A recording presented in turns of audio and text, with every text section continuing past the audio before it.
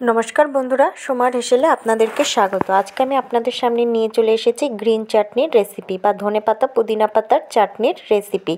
এই চাটনি কিন্তু আপনারা কাবাবের সাথে সার্ভ করতে পারেন অথবা চিকেনের নানা স্ন্যাক্সের সাথেও কিন্তু সার্ভ করতে পারেন বা পরোটার সাথেও কিন্তু এগুলো সার্ভ করা যেতে পারে। মেথির পরোটা, ফুলকপির পরোটা, আবার চপের সাথেও কিন্তু ডিপ হিসাবে খেতে দারুণ লাগে। বিভিন্নভাবে আপনারা কিন্তু এই চাটনিটা সার্ভ করতে পারেন। আশা করি আমার এই চাটনির রেসিপিটা আপনাদের ভালো লাগবে। ভালো লেগে থাকলে চ্যানেলটি সাবস্ক্রাইব করার অনুরোধ রইল আর পাশে থাকা বেল নোটিফিকেশনটা অবশ্যই অন করে রাখবেন। তাহলে যখনই কোনো নতুন রেসিপি দেবো তার নোটিফিকেশন সকলের আগে আপনাদের কাছে পৌঁছে যাবে। আর এই চাটনি কিন্তু বিশেষ করে তন্দুরি আর কাবাবের সাথেই খেতে দারুণ লাগে। আর শীতকালে ধনেপাতা আর পুদিনা পাতা খুব ফ্রেশ পাওয়া যায়, তাই ভাবলাম এই রেসিপিটা আজকে আপনাদের সাথে আমি শেয়ার করি। ধনেপাতা পুদিনা পাতার চাটনি করতে আমাদের লাগবে পুদিনা পাতা নিয়েছি দেখুন 3-4টে ডাল, আর নিয়েছি ধনেপাতার ডাঁটি সমেতই নিয়েছি কাঁচা লঙ্কা, রসুন, আদা আর হাফ ফেলি পাতিলেবু।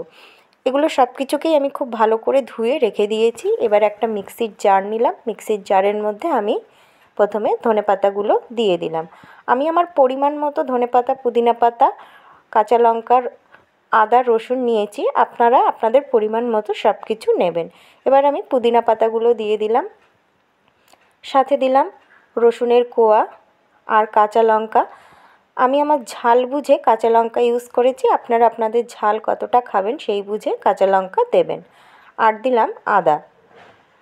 খুব সহজ কিন্তু এই রেসিপিটা তৈরি করা। সব কিছু মিক্সির জারের মধ্যে দিয়ে দিয়েছি। এবার দেবো একটু সামান্য পরিমাণে জলও দিয়ে দিয়েছি। এবার দেব টেস্ট অনুযায়ী একটু চিনি, প্রায় 1 চামচের মতো আমি চিনি দিলাম। আর দেব হাফ টেবিল স্পুন নুন। আপনারা ইচ্ছা করলে বিট নুনও দিতে পারেন, আমি এমনি সাদা নুনই ইউজ করলাম।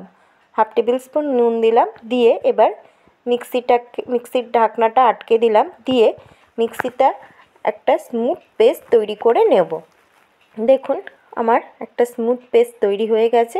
এবার একটা বাটি নিয়েছি, বাটির মধ্যে আমি চাটনিটা ঢেলে দিলাম, দিয়ে যে হাফ পাতিলেবু নিয়েছিলাম সেই পাতিলেবুর রসটা আমি চাটনির মধ্যে দিয়ে দিচ্ছি। এইভাবে চাটনিতে যদি একটু পাতিলেবুর রস দেওয়া যায় তাহলে চাটনিটা খুব চটপাটা হয় আর খেতেও কিন্তু খুব টেস্ট লাগে। আপনারা ইচ্ছা করলে টক দইও দিতে পারেন, তবে চাটনিতে একটু লেবু দিলে টেস্টটা খুব ভালো হয়। দেখুন আমার চাটনিটা কিন্তু তৈরি হয়ে গেল। আমি চাটনিটা সার্ভ করে দিয়েছি। আশা করি আমার এই সহজ পদ্ধতিতে তৈরি গ্রিন চাটনির রেসিপি আপনাদের ভালো লেগেছে। ভালো লেগে থাকলে চ্যানেলটি সাবস্ক্রাইব করার অনুরোধ রইল আর রেসিপিটি শেয়ার করার অনুরোধ রইল।